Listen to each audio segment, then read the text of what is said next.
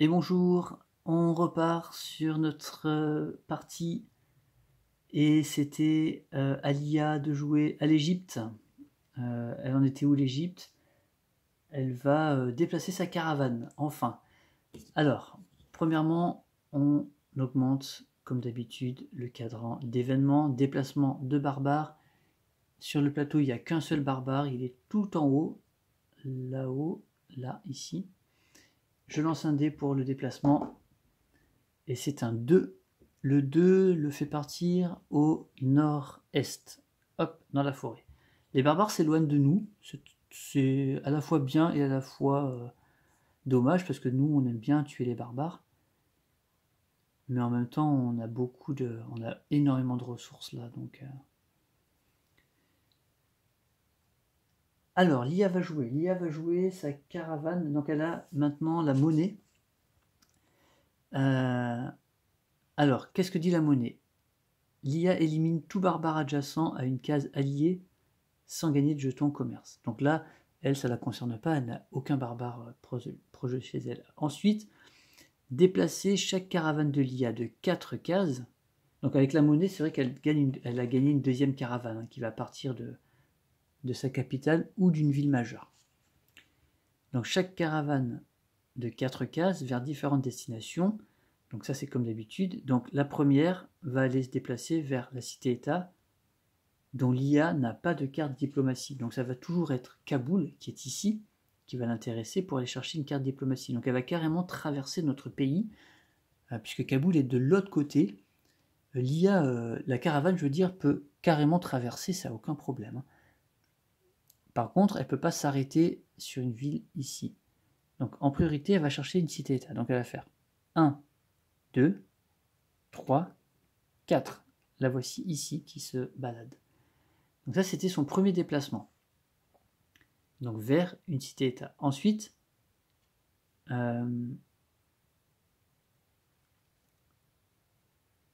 si la caravane part de cette carte, la déplacer. Donc sa deuxième caravane, comme elle l'était sur la carte, elle va partir. Alors elle n'a pas le choix, elle va partir soit de la capitale, soit de la ville qui est. Alors là on la voit pas très bien, qui est tout à droite là, tout à l'est, celle-ci parce qu'elle est majeure, ou alors de la capitale. 1, 2, 3, 1, elles sont à égale distance. Les caravanes ne peuvent toujours pas traverser l'eau, et ces deux-là ne sont pas majeures. Donc là, sa deuxième caravane, elle va prendre la même priorité, donc elle va aller vers une cité-État qui n'a pas de carte diplomatie. Même si sa première caravane est en train d'y aller, là, on repart de zéro, donc elle part. Alors, c'est peut-être un peu dommage, parce que quand on voit le deuxième niveau de priorité, c'est que si la caravane part de cette carte, explorer. Et là, ça serait plus judicieux pour elle d'explorer. Mais il reste une caravane, il reste une cité-État pour laquelle elle n'a pas de carte diplomatique, donc elle va l'envoyer. Parce que si jamais cette caravane-là se fait attaquer et se fait détruire, elle ne peut pas la considérer comme acquise, cette carte. Donc elle va partir. Donc 1, 2, 3, 4, la voici ici, deuxième caravane, qui traverse le continent. Et puis c'est tout. Donc on va rétrograder sa carte. Elle n'a rien en économie qui lui ferait gagner des points. Elle n'a rien du tout. Donc on va continuer comme ça. Et c'est maintenant à nous de jouer. Alors nous c'est pareil. On a notre action économique qui est en place 5.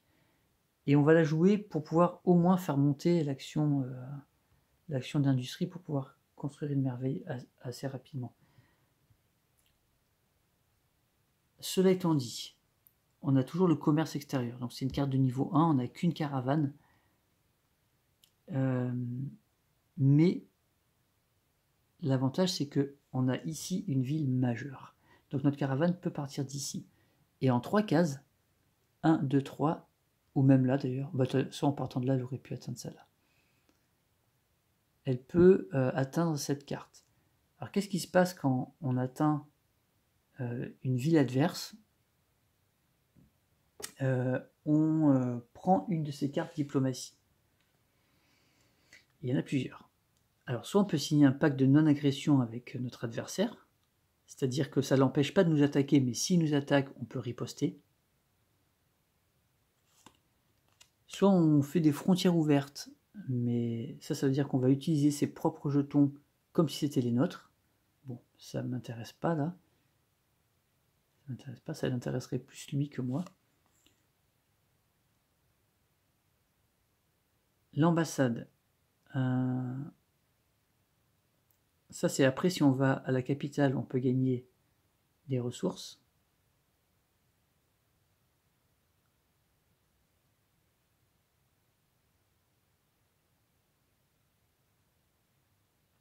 Mais ça ne m'intéresse pas spécialement. La guerre conjointe. Lorsque vous attaquez, augmentez vos valeurs de 2, sauf si on attaque orange. Le pacte de défense, lorsque vous défendez, augmentez vos 1, sauf si l'attaquant est orange.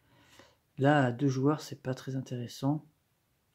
À la limite, je peux faire le pacte de non-agression. Moi, je ne peux pas l'attaquer. Ça m'intéresse du coup. Moi, je ne peux pas l'attaquer. Si le joueur attaque ou détruit un de vos éléments, vous pouvez rendre cette carte pour intervertir votre carte de priorité armée et n'importe quelle autre carte dans votre échelle de priorité. C'est pour remettre directement la carte armée à l'échelon 5 pour pouvoir riposter derrière. Est-ce que c'est intéressant? Finalement,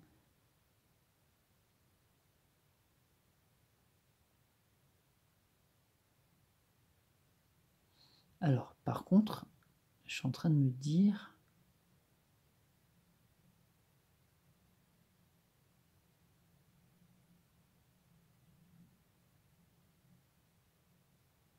que je vais peut-être la jouer différemment. Je vais partir. Elle se déplace de 3, je vais faire 1, 2 et 3. Et je vais aller voir Tananarive finalement. Donc je rétrograde ma carte.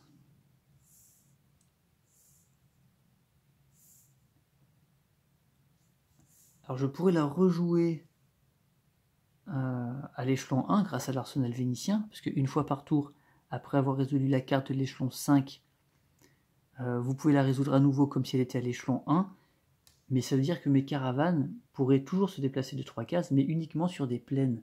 Et là où je suis, il n'y a pas de plaine, donc je ne peux pas l'utiliser.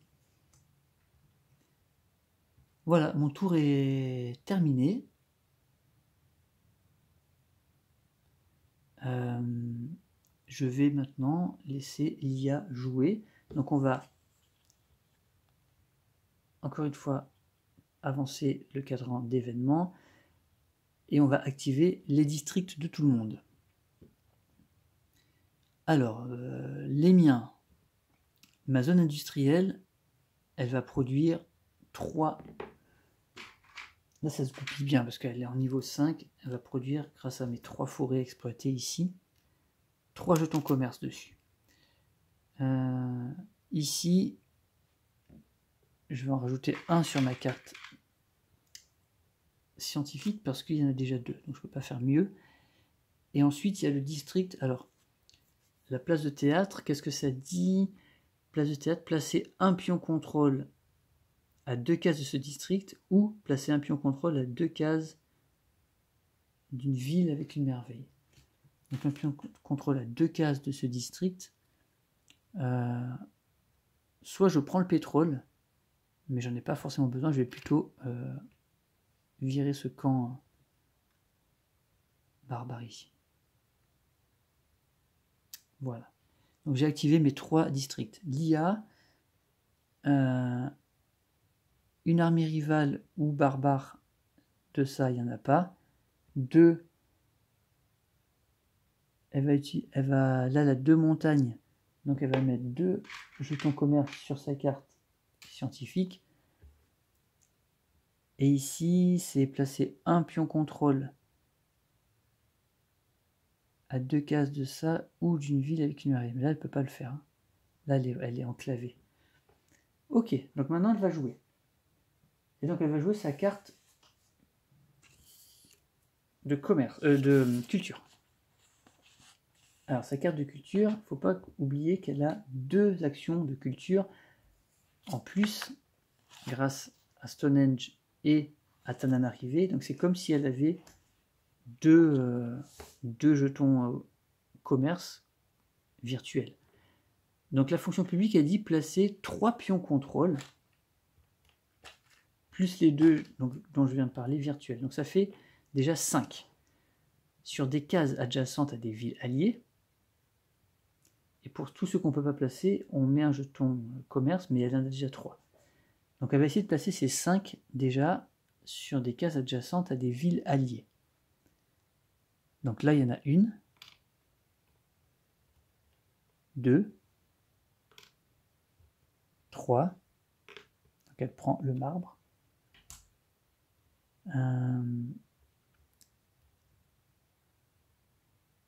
Et c'est tout ce qu'elle peut faire. Elle n'a plus d'espace. Donc les 2 autres sont perdus parce qu'elle ne peut même pas les mettre sur sa carte. Puis placer un pion contrôle sur une case adjacente à une case alliée. Et donc elle va essayer de le mettre sur une merveille naturelle, il n'y en a pas. Elle va essayer de le mettre sur un jeton ressources adjacent à une case alliée, elle n'en a pas. Elle va essayer de le mettre sur un camp barbare vide, il n'y en a pas. Adjacent à une merveille naturelle, une ressource ou un camp, il n'y en a pas non plus. Là, il n'y a plus rien, on a tout raflé. Le plus proche d'une case adverse, donc adjacent à une de ces cases alliées, est le plus proche d'une case adverse. Donc adjacent à une case alliée, de toute façon, elle n'a plus beaucoup de choix. Elle a que ces 3-là. Hein. Ouais, elle a que ces 3-là. Donc la plus proche d'une case alliée, ça va être ici. Ouais. Donc là, elle va le mettre ici. Au plus proche d'une case alliée, parce qu'elle ne peut pas le mettre là. Et là, elle est plus éloignée. Ouais, elle est coincée. Voilà la fonction publique. En rétrograde. Elle n'arrive pas à se développer, c'est marrant. Hein. Elle améliore ses cartes petit à petit. Elle récupère des ressources vraiment tout doucement. Alors elle a fait quelques villes, il n'y a pas de problème, mais elle a du mal à se développer, que ce soit en commerce, en construction, elle n'y arrive pas. Et moi, par contre, j'ai plein de ressources, j'ai plein de trucs. Pour une fois. Ok, donc c'est à moi de jouer. Et là, je vais jouer ma carte urbanisation. Donc c'est ma carte industrie de niveau 4. Et elle a 3 jetons commerce dessus. Alors qu'est-ce qu'elle dit cette carte? Elle dit que je peux construire une merveille ou construire une ville. Ensuite, si je construis une ville, je peux placer 2 machins. Mais là, je vais construire une merveille parce qu'il me faut absolument la cité interdite. Il faut absolument la cité interdite. Oui. Oui. Donc, j'ai une production qui va être égale au numéro de cet échelon, c'est-à-dire 5. J'ai une production uniquement de 5. Maintenant, je pense que je vais dépenser mes ressources plutôt que mes jetons contrôle. Mes jetons contrôle, ils vont me servir plus pour faire peut-être une ville le plus. Ouais. En gros, l'idée, c'est d'utiliser la carte industrie pour faire des merveilles et utiliser le district de la zone industrielle pour faire des villes grâce à la production qu'elle fournit. Donc la cité interdite, elle coûte 9, moins 1 parce qu'il y a un jeton dessus. Donc elle coûte 8. 8 en dépensant du marbre et du pétrole,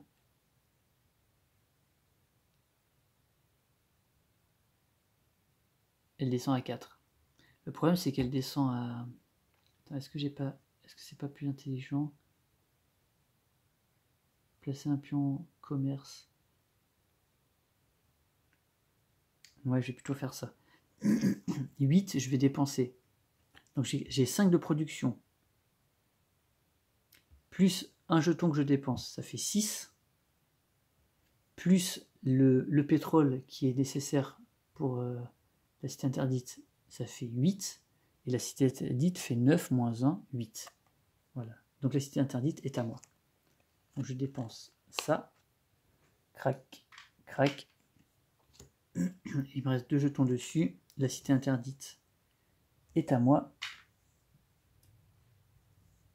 Alors, je vais aller la chercher dans le paquet. Voilà, je l'ai trouvée tout de suite en fait, elle est là. Et la cité interdite, je vais la construire ici, dans la montagne. Voilà.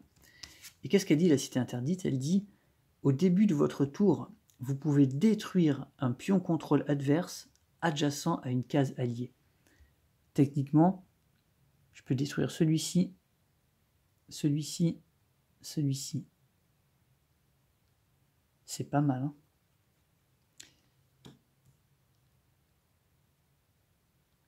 Voilà. Et on dévoile une nouvelle carte, et là on arrive sur les cartes modernes.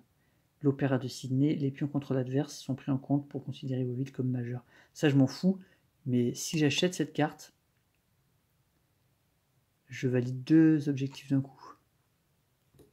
À la fois parce que ça va être ma deuxième carte culturelle, de merveille culturelle, et à la fois parce que j'en aurai 3 de différentes périodes. J'ai une antique avec Petra, l'arsenal vénitien et la cité interdite qui sont médiévales, et l'opéra de Sydney qui est moderne. Maintenant, grâce à l'arsenal vénitien, je peux réutiliser ma carte urbanisation comme si elle était à l'échelon 1. Ok.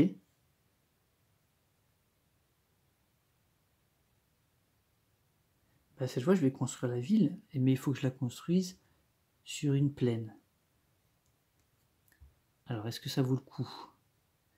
Sachant que, alors là, il y a des... Là, tout autour, là, je peux pas. Oh, je peux aller là-bas, hein. C'est un peu con, mais... Remarque, si je construis une ville, placer jusqu'à 2 pions contrôle sur des cases adjacentes à cette ville... Ouais, non, mais là, je pourrais faire que sur de la plaine, donc est-ce que ça vaut vraiment le coup? Là-bas, là, je peux pas.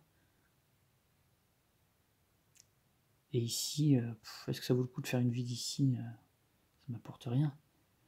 Je vais pas l'utiliser, hein, ça sert à rien. Des villes, il m'en reste combien à construire? Il est limité, hein. J'en ai encore 4, donc ça va. Mais remarque qu'il me faut des villes pour...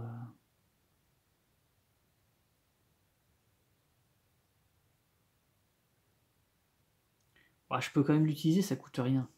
Ça coûte rien. Donc je vais la construire quand même.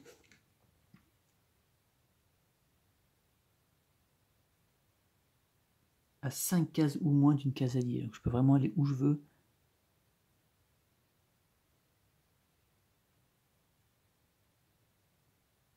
À 5 cases ou moins d'une case alliée.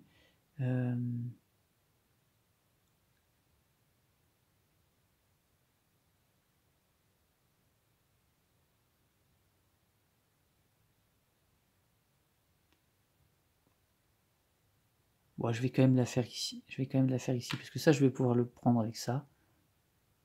Voilà, je la fais quand même là. Et je peux rien faire. De toute façon...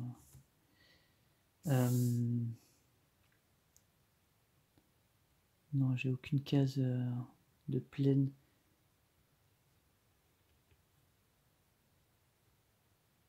En plus, c'est de 7 villes, donc je peux pas le faire. Ok, bon. C'est pas trop mal. J'ai fait ce que je voulais faire. Ok, bon, bah, c'est à l'IA de jouer. Réapparition de barbares, normalement, il n'y en a plus.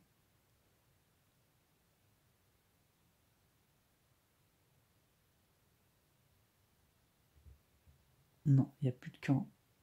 Et il y a des merveilles qui vont disparaître. Donc le Kilwa, Kiziwani et la tour de porcelaine disparaissent.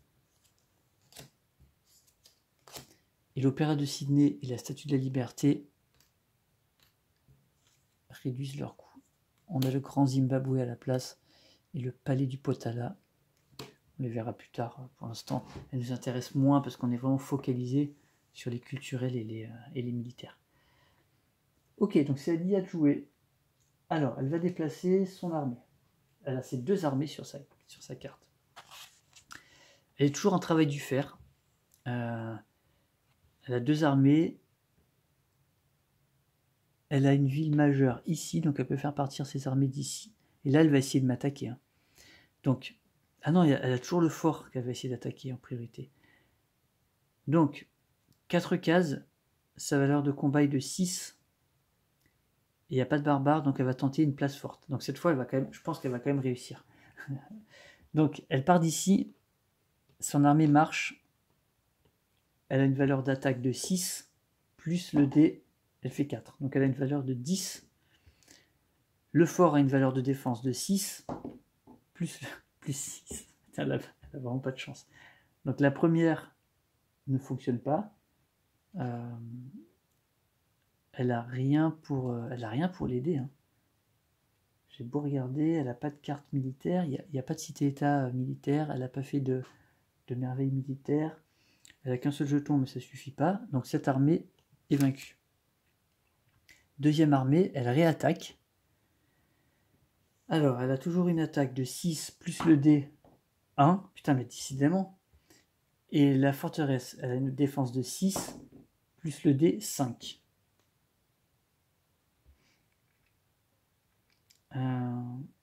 Donc là, elle va le lancer. Je crois qu'elle lance systématiquement. Je vais jeter un petit coup d'œil quand même. Je crois que quand elle fait des 1 et des 2, elle relance systématiquement.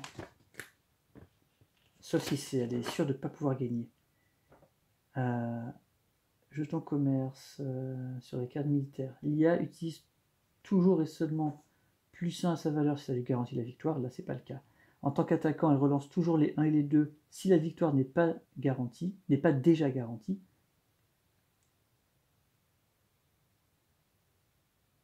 Ok. Donc elle va tenter quand même de relancer le dé. Là, il faut clairement qu'elle fasse un 6. Hein. Mais bon, il faut qu'elle le tente, parce que sinon elle n'arrivera jamais à rien. Et elle fait un 5, quel dommage. Elle fait égalité. C'est la défense qui gagne. Donc encore 2 attaques complètement foirées. C'est complètement dingue cette partie. Elle a raté toutes ses attaques.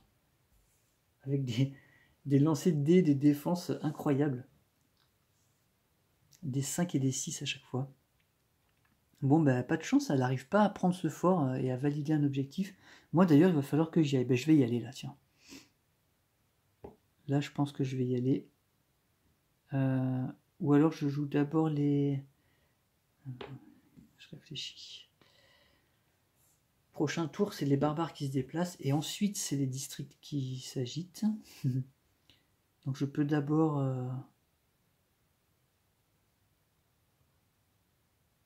attaquer. Mais j'ai une armée qui est loin du fort. Hein. Ouais, j'ai une armée qui est très très loin du fort, qui ne pourra pas l'atteindre. Donc il faut que je fasse tout ça avec une seule armée. Mais j'ai 2 jetons commerce dessus. Kaboul, il dit quand on attaque une ville ou une cité-état, mais je ne pense pas qu'il considère le fort comme ni une ville ni une cité-état, donc il ne pourra pas m'aider. Alors déjà, au début de mon tour, je peux détruire un pion, j'avais oublié la cité interdite, un pion contrôle adverse adjacent à une case alliée. Donc je vais détruire un pion contrôle adverse, celui-ci puisqu'il est renforcé, adjacent à une case alliée. Voilà, tiens, tu dégages. Ça, c'est la cité interdite qui fait ça. Du coup, qu'est-ce que je fais? Est-ce que j'essaie de l'attaquer avec une seule armée?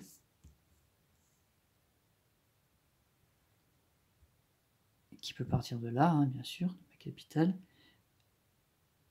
elle a une valeur de 5. Potentiellement de 7, parce que j'ai 2 jetons.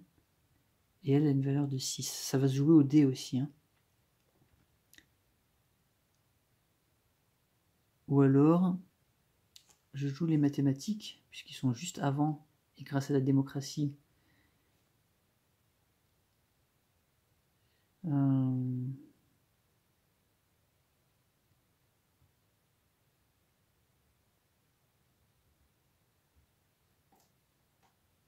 Elle montrer de 8. Ah, ça serait bien quand même. Je vais faire ça, parce que je vais améliorer ma carte. Ok, parce que j'avais un plan et il ne faut pas que je m'en éloigne. Donc, je vous montre. Voilà comment ça se passe chez moi. Donc, on va jouer ça, hein, les mathématiques, comme s'ils étaient à l'échelon 5. D'accord? Donc, ça veut dire que déjà, je vais placer un pion commerce de la réserve sur une carte de mon échelle de priorité. Donc là, je la mets sur l'urbanisation pour revenir à mes 3 jetons sur ma carte industrie. Ensuite, j'avance mon cadran donc de 5 plus les 3 que je vais dépenser ici. Donc de 8. Et là, je suis à 20. Donc ça veut dire que j'avance 1, 2, 3, 4. Donc je vais améliorer une carte niveau 4. Et ensuite, quand on arrive ici, on repart du 15. 4, 5, 6, 7 et 8. Voilà. Donc maintenant, on va améliorer qu'en 4. Là, ça me fait améliorer qu'une seule carte. C'est pas beaucoup. Mais celle que je vais améliorer, c'est la métallurgie qui va passer en niveau 4. Et là, ça va faire mal. Là, ça va picoter. Là. Parce que la carte militaire de niveau 4, c'est l'aviation. Et l'aviation, on peut passer par-dessus des jetons. C'est trop bien. Donc je garde mes 2 machins. Je rétrograde ma carte mathématique. Alors, l'arsenal vénitien, elle était comme à l'échelon 5, donc je peux la rejouer. Échelon 1. Donc je peux placer encore un jeton commerce sur une carte. Donc je vais la mettre sur l'aviation, je pense.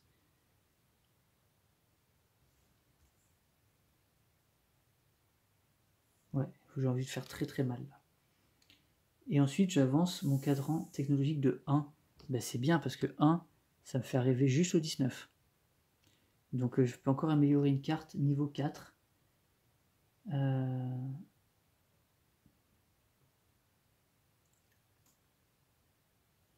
Alors niveau 4, qu'est-ce que je prends Là j'hésite. Est-ce que la fonction publique, est-ce que les médias de masse, ça m'intéresse?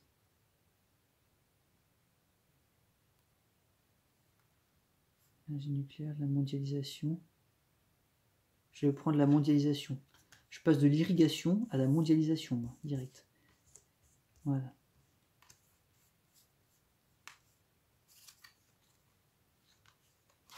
Je range mes cartes. Voilà. Ok, donc j'ai rétrogradé mes mathématiques. Et j'ai fini mon tour. Alors, on fait un petit point. Il va falloir prochain tour. Prochain tour, il y a des barbares qui se déplacent. C'est pas important. L'IA va jouer. Elle va tenter de construire un district. Ok. Et moi, je vais attaquer le fort. Je vais aller prendre le fort.